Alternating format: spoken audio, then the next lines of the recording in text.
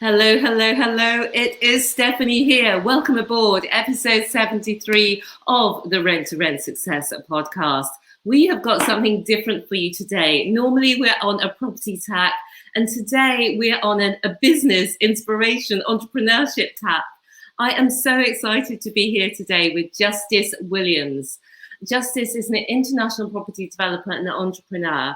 She's a mum of two, and she's relocating to St. Kitts in the Caribbean later this year, for a better lifestyle for her family. She's all about living on purpose, and I just loved her story when I first came across her on Clubhouse. She's had success herself in business and now helps other businesses to build their own profitable business using digital products. She's passionate about closing the financial gap for women through business, exactly like me. But as you'll see, she's got a very different flavor. And she's an MBE. Welcome to the podcast, Justice Williams. Thank you, Stephanie, for having me. And thank you for my very first podcast interview. Yeah, I'm amazed at that because anybody who doesn't know Justice, she's huge. She's got a big following on Clubhouse, on Instagram, everywhere. So I'm delighted that we got in with your first podcast interview. So Justice, to kick us off, tell us a little bit about you. Sure. So yes, you got pretty much all of it in. I'm a mum of two. I have a 3-year-old daughter and a 10-year-old son. I am based in Birmingham in the West Midlands in the UK, and I currently run a digital business. And what I do is I help female entrepreneurs by teaching and coaching them how to build and grow a business using digital products. And when I talk about digital products, I'm talking workbooks, digital assets, I'm talking online courses, memberships. And I believe that every woman deserves to have time and financial freedom so they can live the life that they deserve and create, that wealth for their family, their communities, and in particular, passions and causes that they really, really champion. I see money as a tool. I don't see money as a root of all evil, like some people would say. And I think that women kind of have, sometimes a bad relationship with money, or, view money in a way that's negative compared to a lot of men. So I want to kind of financially empower women to let them know that actually money is a tool for the greater good. And the more money you have, the more good you can do in the world. So that's kind of really what I'm focused on. We also do have a family property business in the Caribbean, and we are on the lovely Caribbean small island, small but mighty, I would say, of St. Kitts and Nevis in the Eastern Caribbean. And my father moved back there about a decade ago now. He inherited some land from his grandfather, but also as well, he purchased some land way before the kind of land boom took place and loads of international investors came on the island.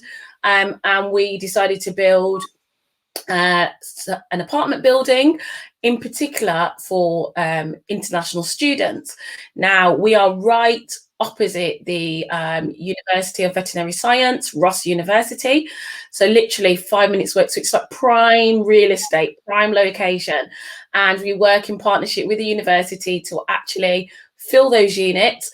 And we're on our 6th one now in the building. We have 2 more to kind of finish off. And then we've got 2 restaurants that we're launching one in the town centre and one by the university campus this year on the island.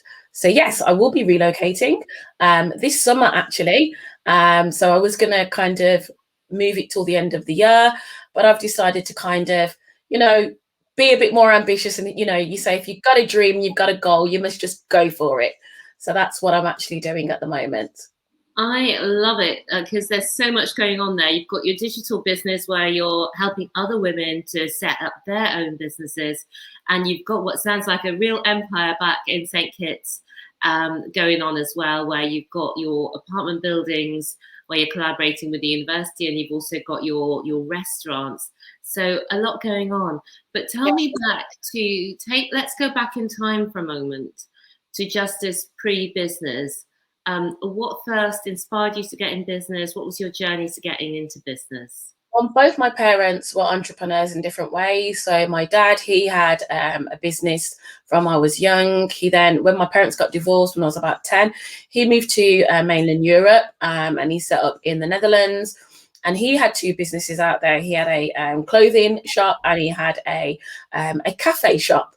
And we all know those cafes in Amsterdam and in the Netherlands. It was particularly in Groningen. And I remember spending the summer, my mom taking us all on the ferry for 6 weeks. She went to stay with her brother who lived in Holland as well. And we spent the whole summer. So I worked in the shop with my dad. I kind of understood how the business was run.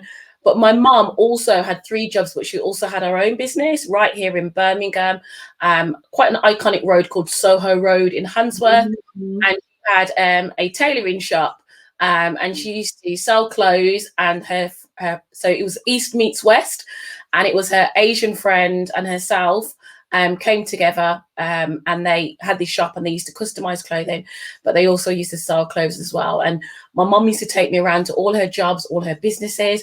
She used to also be a radio presenter. And at the age of 10, I used to read the news, record the news in her living room, and record it onto cassette. And she used to say, "Oh, you've got a voice for radio." So I used to read the news for her. She'd record it onto a cassette, and she'd play it on the radio show. So I had that kind of entrepreneurial flair from kind of a pretty young age. But at the same time, also my mum was a big community activist. She did lots of charitable works. I remember when we had all the awareness going on around Rwanda in the late 90s, we were doing a lot of fundraising around that. So yeah, I was always involved in giving back. So that allowed me to start my journey in the community as a youth worker. And then I transitioned through experience training. I started off in the non-profit sector working with a charity. I then moved into the kind of voluntary sector. Then we set up a social enterprise, and I kind of went alone. But I was working with inner city young people and helping them leave guns and gangs, and also young people that came from disadvantaged backgrounds. And I was using the power of entrepreneurship to basically change their lives. And ever since then, in one shape or form, I have been working with people to kind of use enterprise as a tool, one, to tackle poverty, but also to empower individuals and communities and create that economic wealth. Wow, what a story. This story needs to be told. I'm glad this is only the first, and you've got many other podcasts. It's because you marry both of the things. It's the heart and the head. And you help people to get out of their situation, you know, through business, which is such a phenomenal change for good. And I'm guessing that's why you got your MBE. Can you tell us a little bit about that? Well, so I got my MBE for services to young people in Birmingham. So as I mentioned, I kind of worked with a lot of young people. I worked with like the council, the police, government office. You know, at the young age in my early 20s, I was speaking at the House of Commons, knocking on the door at 10 Downing Street, and kind of being what I was kind of called by an elderly gentleman, a young upstart who should know her place within society. But I'm glad I was a young upstart, because what that allowed me to do is be a voice for the voiceless, and speak on behalf of other young people that didn't necessarily have the upbringing or the opportunities that I did have. So, you know, going back, it's no secret. You can Google me at the age of 21. Instead of graduating with what should have been a degree in law and politics, I graduated from the University of Life and actually had a criminal record, spent 15 days in prison, and then 7 years later, turned my life around. So I was at HMP, Her Majesty's Prisons, and then standing before the Queen, and it was then HMP, Her Majesty's pleasure to award me with an MBE at the age of 28, becoming the youngest woman of Afro-Caribbean heritage to ever receive the honour. Wow, I just want to take a moment to say kudos to you, respect, and yeah, thank you for all the works that you've done and that you're still doing to help people move forward with their lives. So let's move on to that. So what was you were doing all these works, helping people in the community to get started in business and really change their situation. And I know you did a lot of other things. What was your first step in business? So my first step in business, I learned a lot working in the charitable sector, because we had to raise a lot of money, but also as well, we had to do so many forms. You know, it's highly regulated, so there's loads of policies and procedures. And back then, when Labour was in power, there was so much funding and support around training. So I was, for the look, the good and bad was that I had a CEO who was very lazy. I would do all his PowerPoint presentations, do all his job basically. He'd roll out of bed and pass off my work as his own. And he'd get booked to attend all these high profile masterminds and training, and he could never be bothered to go. But if we didn't go, we'd end up having to pay some sort of penalty. So he used to always send me along, say, well, you go and bring back the information because you're going to go and do the work anyway. I absolutely thrived. So 1 year could pass and I would have attended 30 different trainings, which kind of gave me a good understanding of just kind of business networking, public speaking. I had to organize a lot of events, working in partnerships with agencies. We did a lot of stuff with the press, because unfortunately, 2 young girls were shot and killed in Birmingham, right by where we were based, and that kind of catapulted us into the media spotlight. We also had a documentary made about our organisation on ITV, and it was kind of a challenging time. So we had the good, we had the bad, and we had the ugly.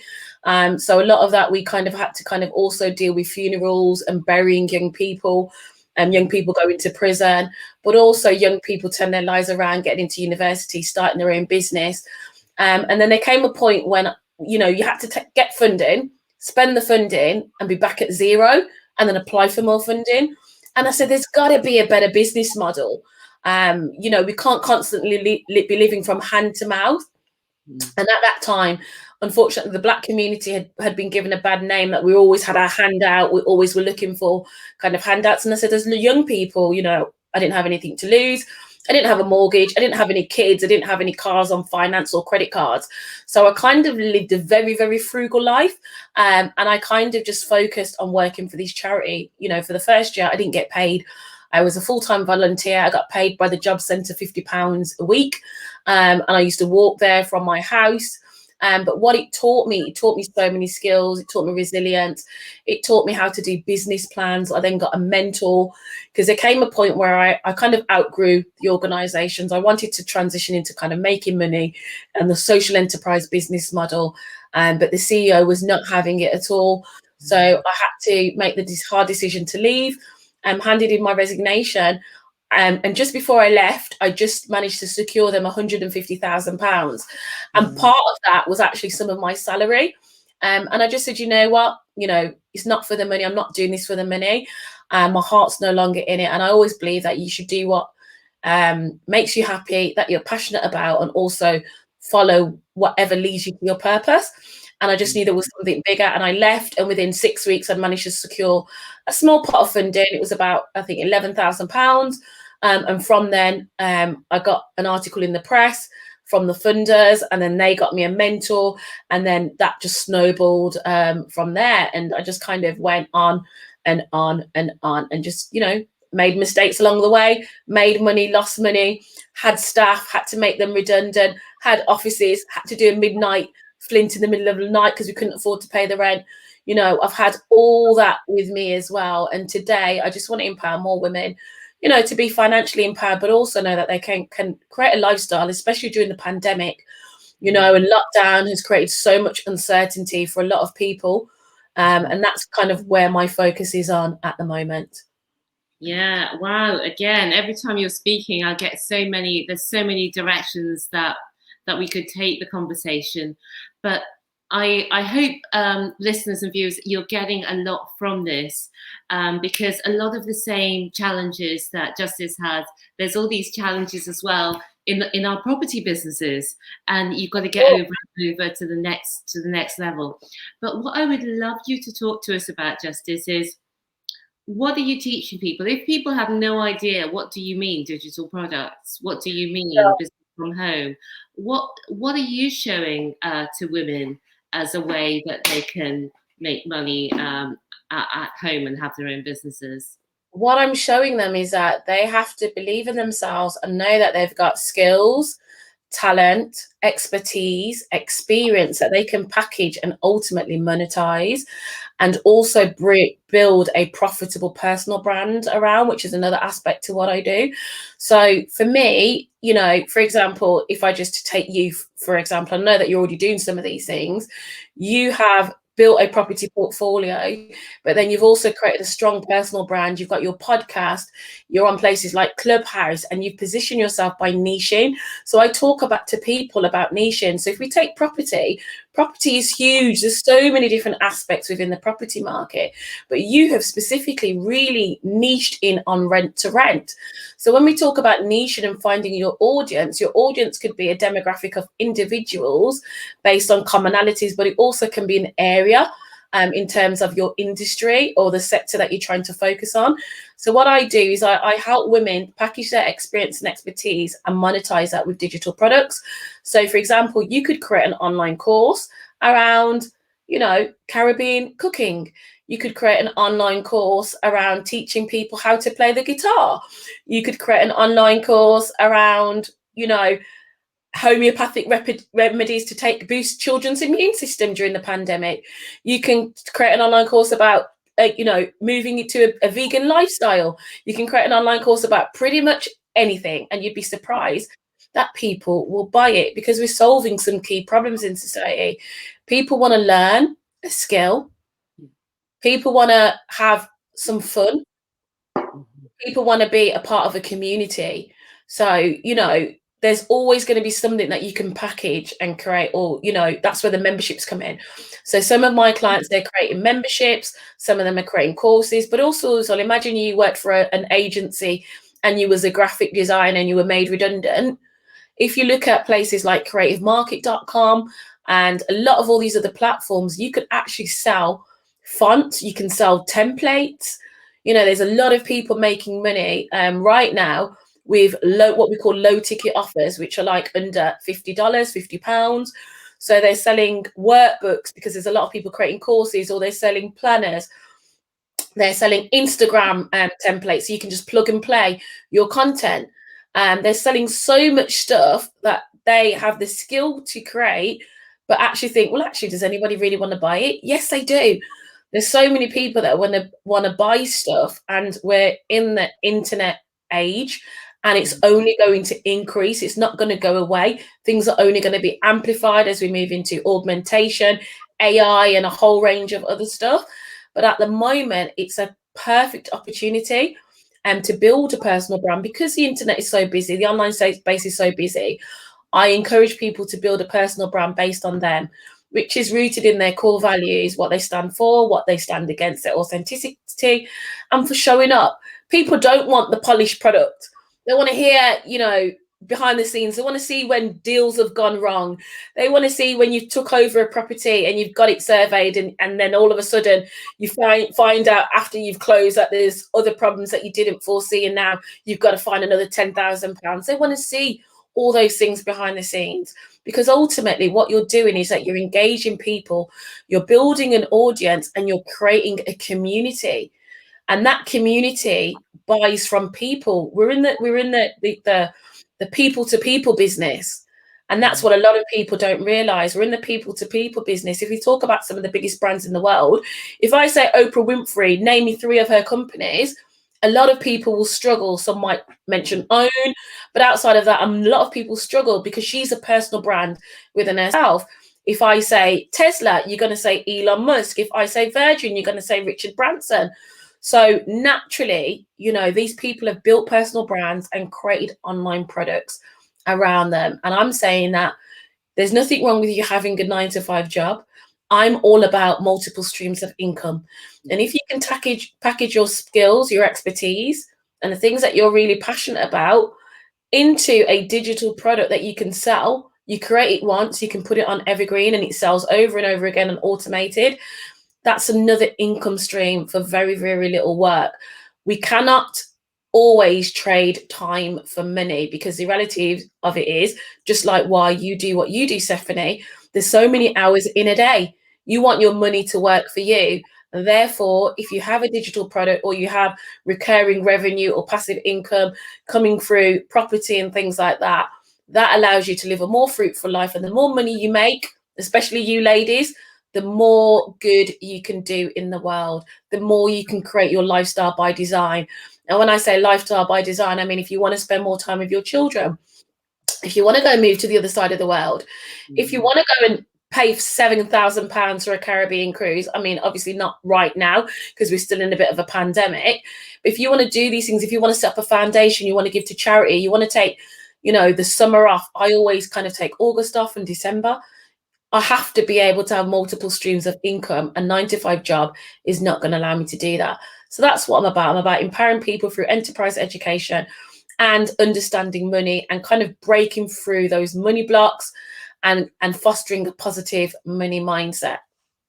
What I would love to hear, Justice, is if you can think of any of your students who've got a personal story. I think that might bring it to life of where they've gone from coming to you without their business or maybe without their idea, and they've gone on to create something and the difference it's made for them. So I'll talk about one of my clients, and her name is Janet, and I'm sure she's not going to remind me saying it. Janet from Feed My Creative, and I've worked with Janet now, gosh, for about 5 years, on and off. And I met Janet because I also am passionate about social enterprise and social entrepreneurship. So one of my bigger clients is a school for social entrepreneurs, and we were funded by Lloyds Bank to run a multi-million-pound program to support entrepreneurs to build a social enterprise. And I met Janet. I was one of the interviewers, and also I was the program manager for the West Midlands, for the Midlands. And I met Janet, and she was a full-time teacher. She was a textiles teacher. But, you know, over the years, the schools have gone through a lot of budget cuts, and things like the arts, creativity has kind of been given less and less money, budgets, and she kind of reduced her hours. She went part-time. She had a young family. She became a single mom.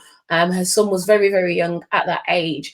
And she came with such talent to kind of take things from curtains, cushion covers, pillowcases, and turn them into the most amazing things. And she showed up at the interview, at the panel, wearing a dress that she'd made herself that I thought was actually from Zara.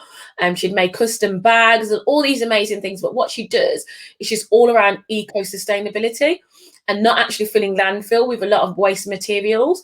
And she'd managed to kind of get a deal with IKEA, where IKEA would donate her loads and loads of stuff, which she would then create into products. So working with Janet, I kind of helped her with her mindset. So that's the first thing. It's about getting the right mindset, because that, you know, I would say 80% of success comes from a positive mindset.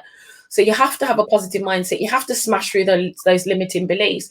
And I had to show Janet that she was amazing. You know, as a coach, we have to sometimes believe in our clients more than they do. That's why they come to us. And we have to just show how truly amazing they are. So Janet then went and set up her social enterprise. She got incorporated. She then got her first studio within the Jewelry Quarter in Birmingham. She managed to secure funding. And I said to Janet, listen, you need to build a personal brand. Go out there, start getting partnerships. She started working with loads of different agencies, probation service, domestic violence charities, and she was partnering with them and working with young people, with women in shelters and families, and a whole host of other organisations, refugees and asylum seekers, to deliver various projects. And then she secured some funding. And Janet, I said, Janet, listen, there's awards. I became a judge about 5 years ago for the Great British Entrepreneur Awards. And I'm really passionate about making sure that there's people like me sitting around the judging table and also promoting these things. And I'm saying to people, listen, you need to enter awards. You need to enter awards. It's not being arrogant. It's not bragging. You need to put yourself forward. If you believe in your products and services, if you believe in you and your business, you need to enter awards. Why? Because awards give you credibility. Awards help to leverage your personal brand. Awards give you profile. It opens up networks and a whole world of opportunities. And Janet entered the awards. She's entered many awards since then. She's gone on to become a multi-award winning social entrepreneur. She's, you know, won money. She's actually just emailed me this week because she's gotten a brand new program again. And it's lovely to see now that actually I'm not working so much hands-on. I'm working from a distance. And for me, it's about empowering people and giving them the tools. The whole business, the whole ethos of giving a man, teaching a man to fish. It's the same thing. I can give you a fish and feed you, and you're going to come back tomorrow. But if I can teach you and show you and give you the tools and the resources to go out there and do things that you need to do for yourself, one, you're going to be so much more empowered. Two, you're going to gain so much more confidence. You're going to gain knowledge, experience, and then you're going to be able to position yourself as an expert. I want to see my clients to become more successful than me. I've always said I don't want to be always on the platform. I want to be that platform. And Janet is a perfect example. Feed My Creative, you can find her all over social media. And I think recently she won Social Entrepreneur of the Year. So yeah, Janet, Feed My Creative, she's like one of my favorite all-time clients that I've had the honor to work with. And I can't really take credit for Janet's talent. Janet's gone out and done it all herself, just with a little nudge and a little gentle push, a little gentle guidance in the right direction. The thing is, Justice, we all need that little gentle, no matter what level we're at. You mentioned earlier the Richard Bransons, the Oprahs and so on, but they still have coaches. I was listening to Lisa Nichols talking on a video, and she says that she and Oprah were talking. Oprah asked her, "How many coaches have you got? Not have you got a coach? How many have you got?" And Lisa said she had 2, and Oprah said she had 4. And Lisa immediately went back and got 2 more. Just goes to show, whatever level you're at, you always want to be pushing yourself. Well, if you're an entrepreneur, you always want to be pushing yourself to the next level. Or if you're a potential entrepreneur like Janet and you want to get started, then somebody like Justice can really catapult you and give you that confidence and give you that, you've got your own drive, but they give you the confidence you can do it. And they help with your mindset. So that is such a powerful story. I'm so pleased that I asked you to talk about Janet, Justice. Well, I didn't know it would be Janet, but I'm so pleased I asked you to give a case study. But now I just wondered what would be most useful to the audience. And I know that people who listen are often going from not having a business before to having a business, a property business. And they do feel nervous about putting themselves out there just in case anybody sees in their family or work colleagues or this person or that person. And so they have to get bolder on social media. So if somebody was like that, but they need to get out there a little bit more, what would your first step or top tips be to help somebody just to get started in the personal branding side of things? I would say focus on your ideal audience and identify who they are, and realizing that actually it's not about your family. A lot of people, when they start, they're saying, "Oh, I posted this on social media, none of my family liked it, or they're not buying my products and services." Guess what? They're not your ideal client or customer. And also as well, not everybody's built to be an entrepreneur. There's some people that will always say, "Well, actually, go and get a proper job," and things like that. What you've got to focus is the people that you're here to serve, and just start engaging in conversations, start building relationships, start trying to build up consistency. And when you're posting on social, have a mixture of, one, client testimonials, because that builds your credibility, a mixture of teaching. And when I'm talking about teaching, so you could post a little, here's 3 tips on ABC, or here's 5 ways you can do XYZ. So what you're then doing is you're actually teaching and providing value. And as you provide value to your ideal audience, and I know it's such an overused word on Clubhouse, value, that was such great value.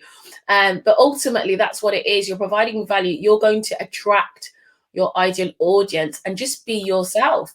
Be authentic, be yourself, and be comfortable with what you choose to share. So some people share their children, some people share some parts of their children, and some people choose not to show their children. Some people show inside their house and where they live. Some people don't want to show where they live. Some people take people behind the scenes. It's all right to set what you feel comfortable with. The most important thing is that you're showing some part of who you are, because again, it's about building relationships and being comfortable. And if you're not doing stuff that you're comfortable with, it's going to come across in your marketing and when you show up online. So if you're not comfortable with doing video, go on to Clubhouse. You know, post onto Instagram. You know, if you feel comfortable talking a lot, go to Clubhouse. If you like to post and you like to do video, do Instagram lives, do Facebook lives. There's so many different ways. Not all platforms are for all people. And also as well, you need to find where your tribe are at. They say your vibe attracts your tribe. And I think that's really, really true. So I just say get started. The most important lesson I would say is progress and not perfection. When everybody starts out, when I started out and I look back 10 years ago at some of the marketing that I did, some of the posts that come up in my Facebook memories, I have to go, oh, who wrote that? Delete, delete, delete. Don't want that showing up in the news feed. And you evolve over time. But you've got to make progress. Absolutely. Justice, it's been phenomenal to have you with us. I'm so pleased that you took up time of your day, and you're our first podcast guest. This is the first time you've been on the podcast as a guest, I mean. So we're really thrilled and delighted to have you. Now, I know a lot of you will want to contact Justice about finding out more about maybe setting up your own business with digital products. And it's justicewilliams.co.uk is the website. You can also find Justice at Justice Amaraya on Instagram and on Clubhouse, because Justice is a queen on Clubhouse. So if you... It's like my second home now. Exactly. And it's got a big following on there, runs some great rooms. Do you have regular rooms on there, Justice? Yeah, so I have a club, Startup Club for Female Entrepreneurs. You can also find information about that from my website, and it will give you a direct link to the club. And we also run regular rooms. So we have a new room starting on a Wednesday, which is all about content creation and live coaching from one of my American experts. And then on a Friday morning, 10 a.m. GMTV. Back in the day, really go. That's a real nostalgic throwback. GMTV. We do run a resident guest expert session, but we do run rooms throughout the week. But if you do visit my website, you will see a link to the club, and it will tell you when all the latest new clubs are happening, because they do change week on, week out. Yeah, so it's justicewilliams.co.uk if you want to check Justice out, and also do follow her on Instagram, on LinkedIn, on Clubhouse, in all the places at Justice Amaraya.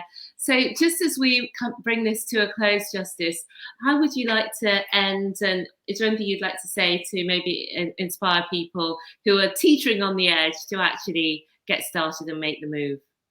I would say, guys, just do it. Just do it. We have to get started. A lot of us suffer from what we call paralysis analysis.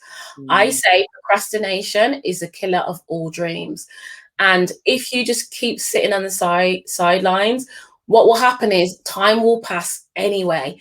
And then we're going to all be old, and we're going to sit and tell our grandchildren the story of our life. And it's all going to be full of, I should have, I would have, I could have, but I didn't. So let's not be those people, and actually create a legacy for the future generation, and just do it. Remember, progress and not perfection. That is a phenomenal way to end, on progress, not perfection. It has been perfection having you in, Justice.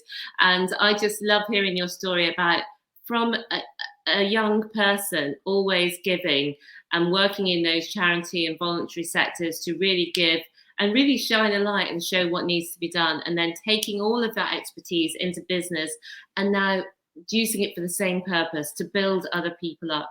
I wish you all the best as you move with your family this year. And I know through the power of the internet, we're still going to see online, and you're still going to be teaching, you're still going to be learning, you're still going to be growing, you're still going to be with us.